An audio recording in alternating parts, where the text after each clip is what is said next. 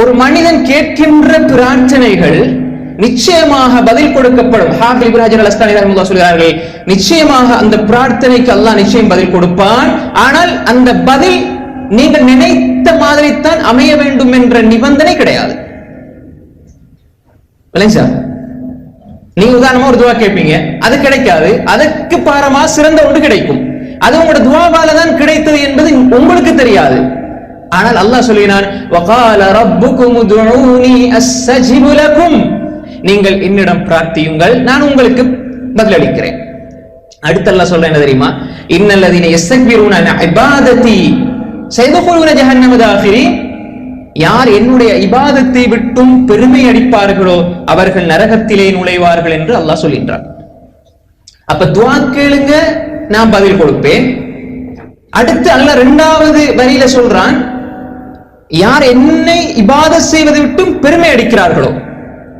எனவேதான் இமாமுனா ஷௌகானி ரஹிமஹுல்லாஹ் அவர்கள் தனது துஹ்ஃபத்து ஸாக்கிரீன் என்ற நூலிலே இந்த வசனத்தை வைத்து சொல்கிறார்கள், ஒரு மனிதன் துஆ கேட்பது என்பது மிகப்பெரிய இபாதா. ஒரு மனிதன் இபாதத்தை செஞ்சு போட்டு தான் துஆ கேட்கணும் என்பது கிடையாது. துஆ என்பது இபாதா. அது ஹதீஸும் இருக்கிறது, துஆ ஹுவல் இபாதா, சரியான ஹதீஸ் அது. துஆ என்பதே ஒரு வணக்கம். இமாம் ஷௌகானி ரஹிமஹுல்லாஹ் சொல்கிறார்கள், ஒரு மனிதன் துஆ கேட்க வேண்டும், அது மிகப்பெரிய இபாதா. யார் துஆ கேட்கவில்லையோ அவரிடம் பெருமை இருக்கிறது. அவங்களோட விளக்கம் என்ன? இபாதத்தை விட்டும் பெருமை அடிக்கக்கூடியவர்கள் நரகத்திலே நுழைவார்கள். அல்லாஹ் சொல்றான், துஆ செய்யுங்க, நான் ஏற்றுக்கொள்வேன். யார் பெருமை அடிக்கிறார்களோ அவர்கள் நரகத்துக்குள் நுழைவார்கள். அப்ப இமாம் ஷௌகானி ரஹிமஹுல்லாஹ் சொல்கிறார்கள், யார் துஆ கேட்கவில்லையோ அது அவருடைய உள்ளத்திலே பெருமை இருக்கிறது என்பதற்குரிய அடையாளம். அது மிகவும் மோசமான ஒரு பெருமை.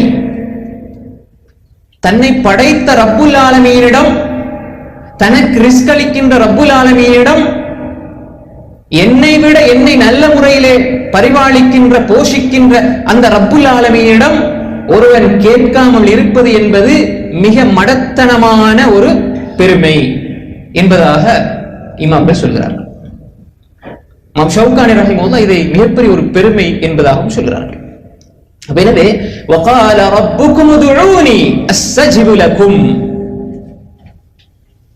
அன்புக்குரிய இஸ்லாமிய சகோதரர்களே, எனவே நாம் துஆ கேட்க வேண்டும், அது ஒரு இபாதா.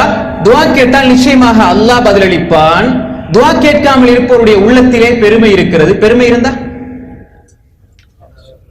லா யதுகுலுல் ஜன்னத மன் கான ஃபீ கல்பிஹி மிஸ்கால ஹப்பத்தி ஹர்தல் மின் கிப்ர், ஒரு கட்டுகளவு பெருமை இருந்தாலும் அவர் சொர்க்கத்தினுடைய வாசனையை கூட நுகர மாட்டார். அப்ப துஆ கேட்காம இருக்கிறவர் நினைக்கணும் என்றால், இந்த உள்ளத்துல பெருமை இருக்கிறது,